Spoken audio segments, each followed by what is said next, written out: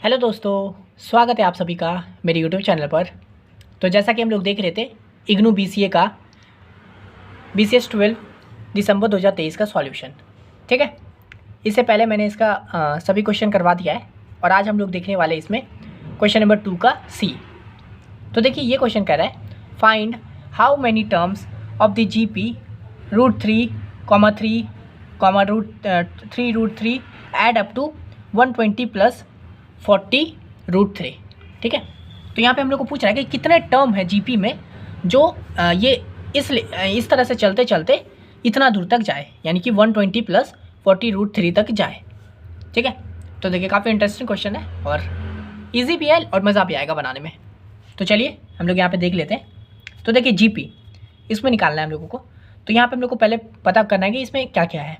तो यहाँ पे हेयर A = A मतलब ये पहला वाला टर्म, ठीक है। तो ये हम लोग का A जो है ये हो गया फर्स्ट टर्म, तो ये हो गया √3, ठीक है। GP में AP और GP में आपको पता होना चाहिए, GP का बेसिक तो पता ही होना चाहिए आप लोगों को। तो GP में क्या होता है, AR होता है, ठीक है। डिफरेंस दो इसके बीच का, यानी कि पहला A हो गया, फिर AR हो गया, फिर AR² हो गया, इस तरह से GP बढ़ता है, ठीक है। तो ये हो गया A। तो हम लोग का यहाँ पे AR क्या है, तो AR है हम लोग का 3, फिर AR² क्या होगा, तो ये हो जाएगा, फिर AR³ होगा तो इसके आगे वाला, तो इस तरह से बढ़ता है। तो यहाँ पे हम लोग का AR है 3, ठीक है। अब ये AR हम लोग इसलिए लिखे ना ताकि R निकाल पाए। R मतलब दोनों के बीच का गैप, ठीक है।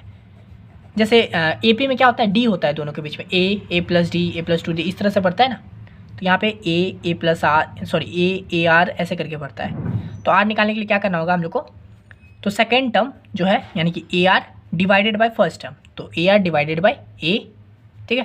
तो हम लोग का AR क्या है 3 है, A क्या है √3 है। तो ये देखिए √3, अगर 3 को √3 से करेंगे तो √3 आता है सॉल्यूशन, ठीक है। अब बोलोगे ये कैसे आ गया, तो देखिए 3 मतलब क्या, 3 को ना आप ऐसे लिख सकते हो √3 × √3, ठीक है। और यहाँ पे नीचे √3 है, तो इसलिए √3 कट गया, तो क्या बचा √3, ठीक है।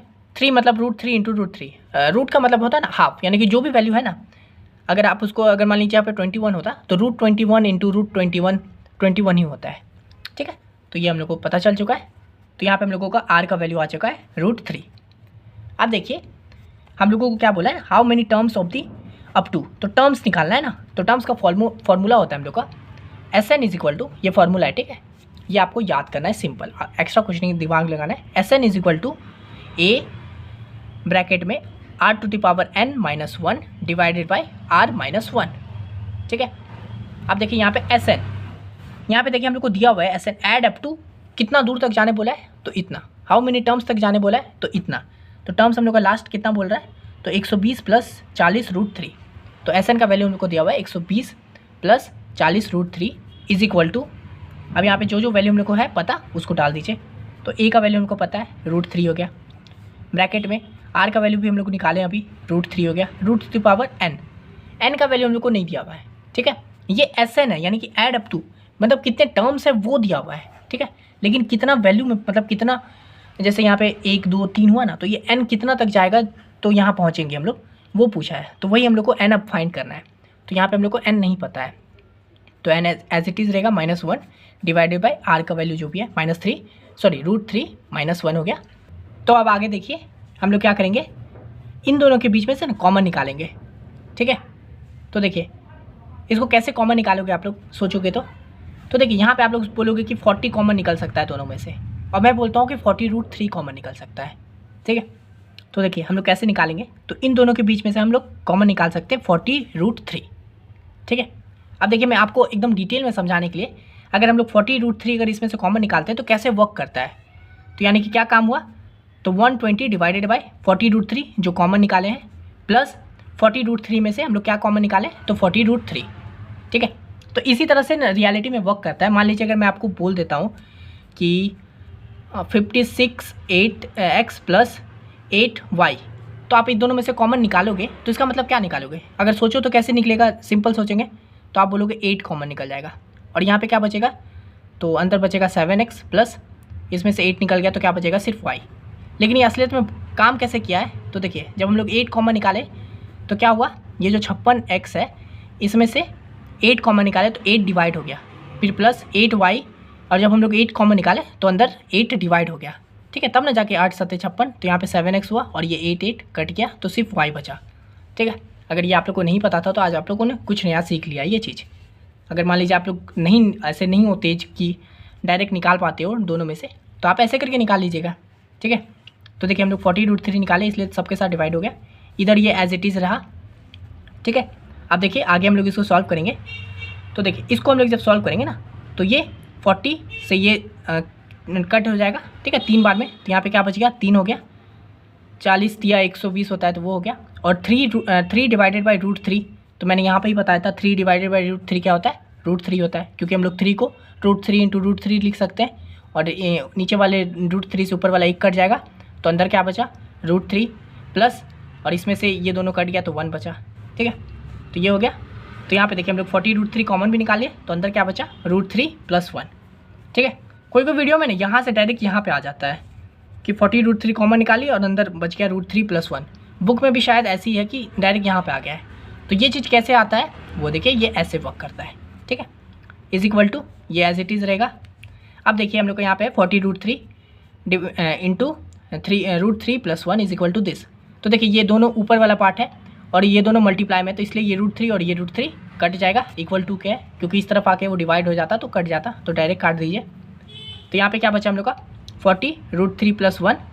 अब हम लोग ये क्रॉस मल्टीप्लाई कर दिए, तो ये जो √3 - 1 है उसको भी इस तरफ लेके आ गए इक्वल टू के, तो इधर इक्वल टू के ये तो था ही, और साथ में ये भी मल्टीप्लाई में हो गया, इधर डिवाइड में था इधर आके मल्टीप्लाई हो गया, तो √3 - 1 हो गया इज इक्वल टू, यहाँ पे क्या बचा है, तो बचा है √3 n - 1, ठीक है।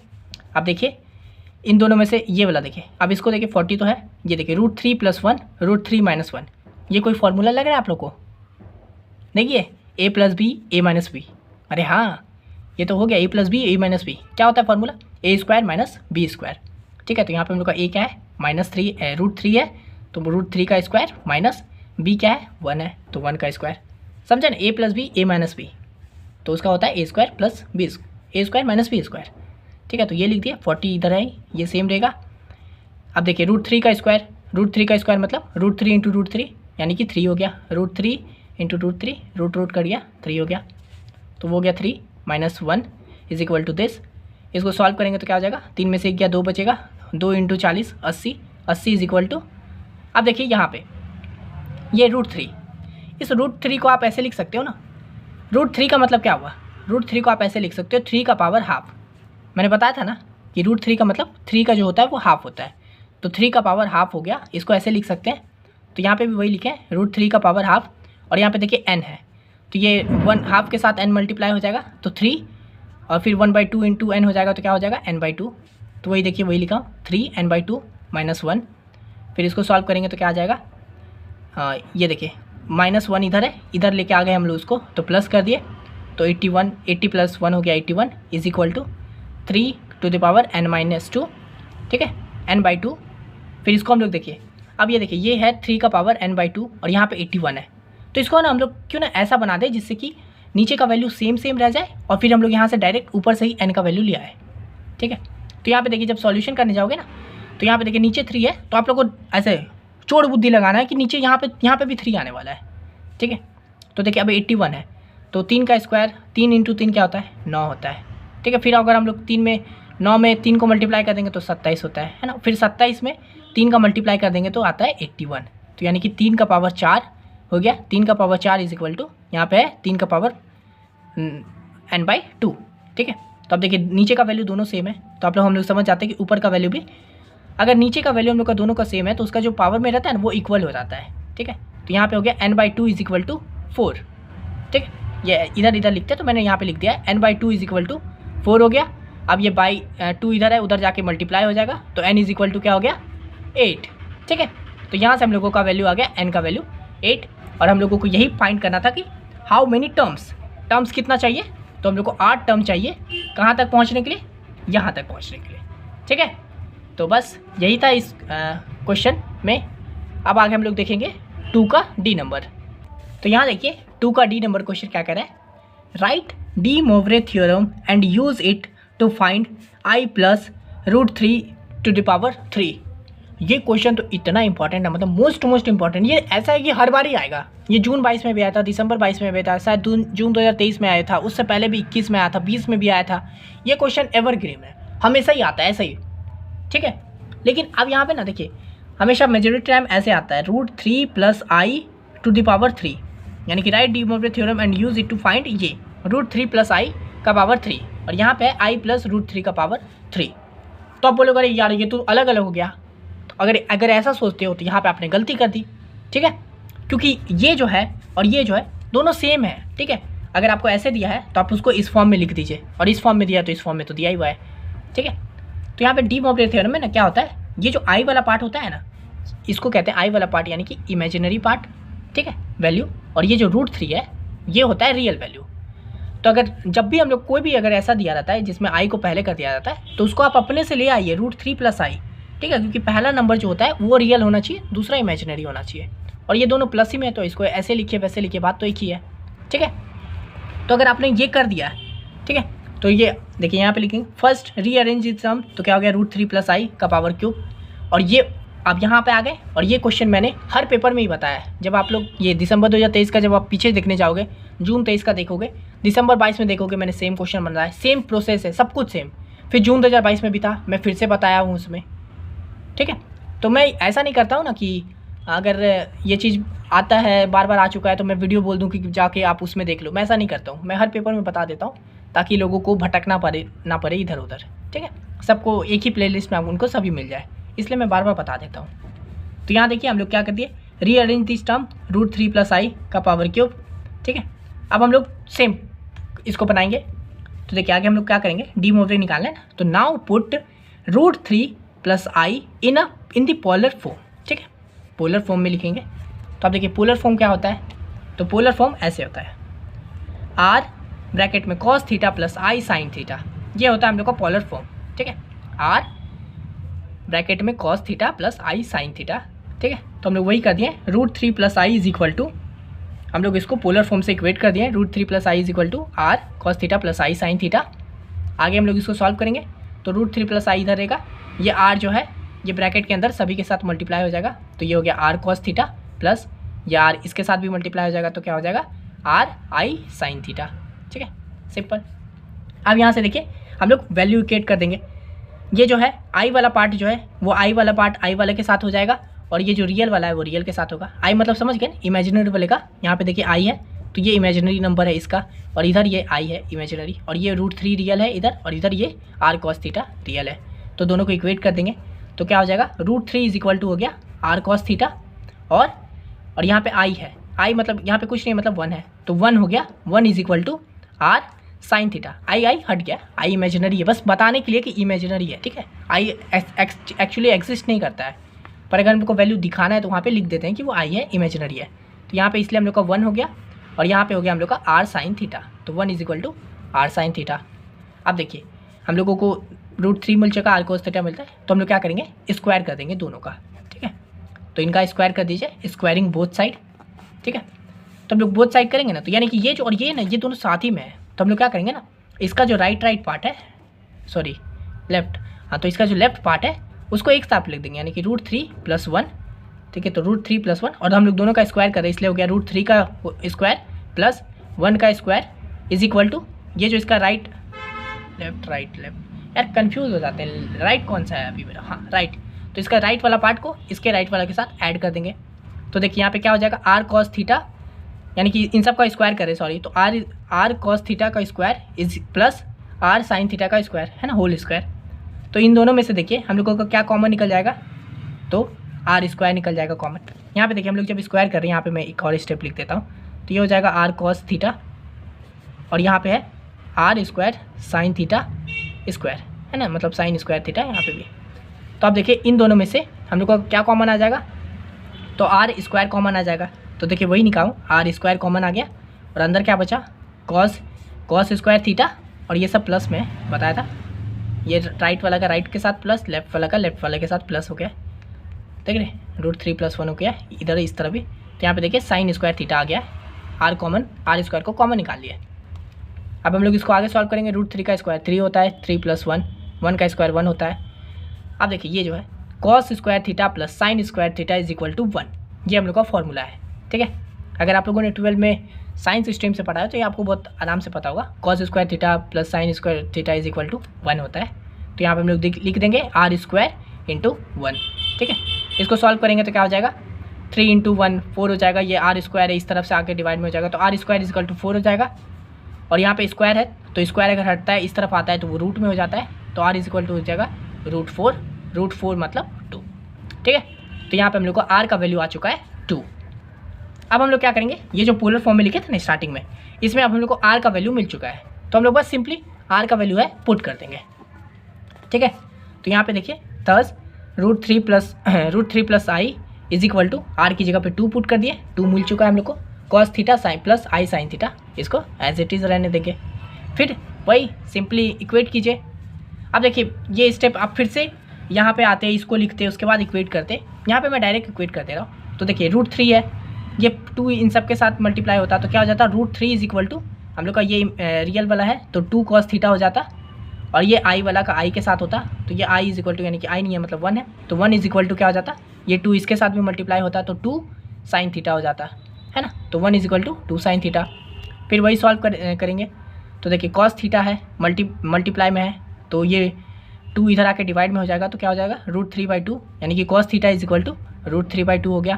और इधर ये 2 साइन थीटा है तो यहाँ पे 2 मल्टीप्लाई में है तो इस तरफ आके डिवाइड में हो जाता तो 1/2 हो जाता, तो sine theta is equal to 1/2 हो गया, ठीक है। तो अब देखिए कॉस थीटा रूट 3/2 कहाँ पे होता है, तो ये होता है हम लोगों का 30 डिग्री पे, ठीक है। मतलब कॉस थीटा अगर आप लोगों ने वो साइंस कॉस टेन कॉट वो वाला अगर आप लोगों ने टेबल याद किया होगा तो वहाँ से ये वैल्यू आया कि कॉस थीटा कहाँ पे रूट 3/2 होता है, तो 30 डिग्री पे होता है रूट 3/2, ठीक है। अगर जिनको नहीं पता वो याद कर लीजिए, सिंपल ये याद ही करने वाला चीज़ है। तो रूट 3/2 होता है 30 डिग्री पे।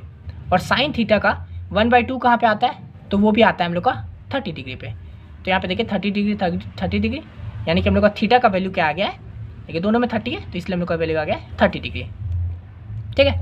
अब आप लोग का सवाल हो सकता है कि क्या भैया यहाँ पे कोई और डिग्री आएगा, यहाँ पे कोई और डिग्री आ सकता है, तो जवाब है नहीं, ठीक है। दोनों में सेम डिग्री आएगा। और मैं तो बोलता हूँ डी मोवरे में और कुछ नहीं आएगा आपसे, क्वेश्चन कुछ भी नहीं, अलग नहीं, सिर्फ यही पूछेगा ही आपसे। जो क्वेश्चन बनाता है ना उन लोगों के पास शायद कुछ ही क्वेश्चन है, ठीक है। तो यही क्वेश्चन ही आएगा आपको। ये पूरा अगर आप स्टेप रट डालते हो ना, रट लिटरली रट देते हो, ये ऐसे ऐसे ऐसे करेंगे, स्क्वायर करेंगे, ये करेंगे, कट कर देंगे, ऐसा वैसा, तो फिर भी आपको पूरा मार्क्स मिलेगा। एकदम डिट्टो क्योंकि क्वेश्चन आता है और हमेशा से यही आते आ रहा है और आगे भी यही आएगा, ठीक है। तो हम लोग को पता चल चुका है थीटा का वैल्यू 30 डिग्री होने वाला है। जब आप देख लोगे ना 2 साल का, मैं जो जितना प्रीवियस करवाया हूँ प्लेलिस्ट जितना भी है, अगर आप देख लोगे BCS12 का तो आपको याद हो जाएगा लिटरली कि थीटा का वैल्यू 30 आएगा, आर का वैल्यू 2 आ जाएगा, ऐसे निकलेगा, सब हो जाएगा। तो अब देखिए यहाँ पे हम लोग का थीटा का वैल्यू भी 30 आ चुका है, ठीक है। तो अब हम लोग फिर से आप देखिए ये जो पोलर फॉर्म में लिखे थे यहाँ पे हम लोग को आर का वैल्यू तो पता चल ही चुका है, अब थीटा का वैल्यू भी पता चल चुका है। तो यानी कि अब हम लोग को इसका सब वैल्यू पता चल चुका है, तो अब हम लोग इसको अब पुट करके डी मोवरे थ्योरम को निकालेंगे। तो यहाँ पे देखिए नाउ रूट 3 प्लस आई का क्यूब, ठीक है। अब तक हम लोग निकाल रहे थे रूट 3 प्लस आई, ठीक है। अब हम लोग को सबका वैल्यू पता चल, आर का भी पता चल चुका है, थीटा का भी पता चल चुका है। तो अब हम लोग डायरेक्ट जो वैल्यू निकालने बोला है रूट 3 प्लस आई का होल क्यूब निकालने बोला है तो वही करेंगे, ठीक है। तो देखिए वही लिखे रूट 3 प्लस आई का whole cube is equal to, इसमें जो भी वैल्यू है आर का वैल्यू डाल देंगे, थीटा का वैल्यू डाल देंगे। तो आर का वैल्यू हो गया 2 कॉस, थीटा का वैल्यू क्या है 30 आया है ना, थीटा का वैल्यू 30 आया है, 30 प्लस आई साइन 30, ठीक है। और ये इन सभी का होल क्यूब कर दिए हैं। अब बोलोगे होल क्यूब क्यों, यहाँ पे तो सिर्फ आर और ये सब है, इसका होल क्यूब क्यों किया है, क्योंकि यहाँ देखिए यहाँ पे हम लोग क्या निकाल रहे हैं रूट 3 प्लस आई का निकाल रहे हैं ना वैल्यू, और यहाँ पे अब हम लोग को क्या निकाल रहे हैं होल क्यूब का। तो हम लोग जब रूट 3 प्लस आई का वैल्यू ये है तो होल क्यूब का क्या हो जाएगा, तो यहाँ पे 3 होगा तो इसका भी पावर तो 3 हो जाएगा ना, इसलिए हम लोग यहाँ पे लिखे पावर में 3, ठीक है। अब बस सिंपल सॉल्व कीजिए इसको। तो 2 का पावर 3 है, इसके अंदर 2 वैल्यू है ना, जैसे ये 2 है एक और ये दोनों अलग है, तो क्या हो जाएगा सेपरेट हो जाएगा। तो 2 का पावर 3 हो गया और प्लस मल्टीप्लाई इनका वैल्यू इसका भी पावर 3 हो गया, ठीक है। तो ये 2 का पावर 3 8 होता है, तो कॉस 30 इसका पावर 3 है ना, मतलब ये जो थीटा वाला वैल्यू है ना, तो उसको हम लोग को 3 से मल्टीप्लाई कर देना होगा जो भी पावर में, तो यानी कि कॉस 3 × 30 प्लस आई साइन 3 × 30, ठीक है। सॉल्व करेंगे कॉस 90 हो गया प्लस आई साइन 90 हो गया, 8 का 80 रहेगा। देखिए कॉस 90 का वैल्यू होता है 0 प्लस आई साइन 90 का वैल्यू भी होता है, साइन 90 का वैल्यू होता है 1। ये आपको याद करने वाला चीज़ है और आपको एक्स्ट्रा ये नहीं है कि आप जाके पूरा वो साइन कॉस पूरा याद करो, कुछ नहीं, बस आप इतना याद कर लो। कॉस 90 जब आएगा तो वो 0 हो गया, साइन 90 1 होता है। और आपको क्या याद कर लेना है, √3/2 कहाँ पे आता है तो 30 पे आता है, 1/2 कितना है 30 पे, ठीक है। तो आप लोग को पता है कॉस 90 का हो गया 0, आई साइन 90 का वैल्यू होता है 1, तो 1 को आई से करेंगे तो आई आएगा, तो क्या हो गया 0 प्लस आई तो आई, तो यहाँ पे हो गया 8 × आई यानी कि 8i, ठीक है। यही आप लोग का सॉल्यूशन है, यही हमेशा वैल्यू आता है हर बार, कुछ भी अलग नहीं आएगा, यही निकलेगा। 3-4 बार बनाओगे आपको पूरा प्रैक्टिस हो जाएगा, ठीक है। तो यही था क्वेश्चन नंबर 2 का डी, और आशा करते हैं समझ में आ गया होगा आप लोगों को। और अगर आपको ये वाला PDF चाहिए BCS 12 का दिसंबर 2023 का सॉल्यूशन का, तो मैं बता ही चुका हूँ, आप मुझे इंस्टा पे मैसेज कीजिए, मैं वहाँ पे प्रोवाइड करवा दूँगा। फ्री PDF नहीं है, पेड PDF है। और मैंने BCS 12 का और भी प्रीवियस ईयर सॉल्व करवा दिया है, उसे भी ज़रूर देख लीजिएगा, चाहे एग्ज़ाम से एक दिन पहले क्यों ना देख रहे हो, देखना तो उसे पड़ेगा ही, वो करना ही आपको, चाहे आप पूरी रात जग के अभी पढ़ो, लेकिन करना तो है ही आपको, ठीक है। और अगर आप पहले से देख रहे हो तो आराम से कीजिए, 1-2 बार प्रैक्टिस कीजिए, सभी वीडियो को देख लीजिए, आराम से समझ जाओगे, ठीक है। मैं ऐसे ही first semester, second, third, fourth सभी का क्वेश्चन यहाँ पे डालते रहता हूँ, तो अगर आप लोगों ने नहीं देखे हो तो उसको भी ज़रूर देखने का कोशिश कीजिएगा। फर्स्ट का भी अगर आप देखोगे तो BCS 11, FEC 02, इको 01, उन सभी का डाल दिया हूँ, BCS 13 का भी डाल दिया हूँ, सेकंड का भी डाल चुका हूँ, थर्ड का भी डाल दूँगा, फोर्थ का भी डाला हूँ, है ना, थर्ड का भी डाल चुका हूँ, ठीक है। तो ये चैनल आपके पूरे काम का है। तो इस वीडियो के लिए इतना ही। अगर ये वीडियो पसंद आया तो लाइक कर दीजिएगा, कर ही दीजिए, और कमेंट भी कर दिया कीजिए, उससे रीच बढ़ती है। मिलते हैं नेक्स्ट वीडियो में, तब तक के लिए धन्यवाद।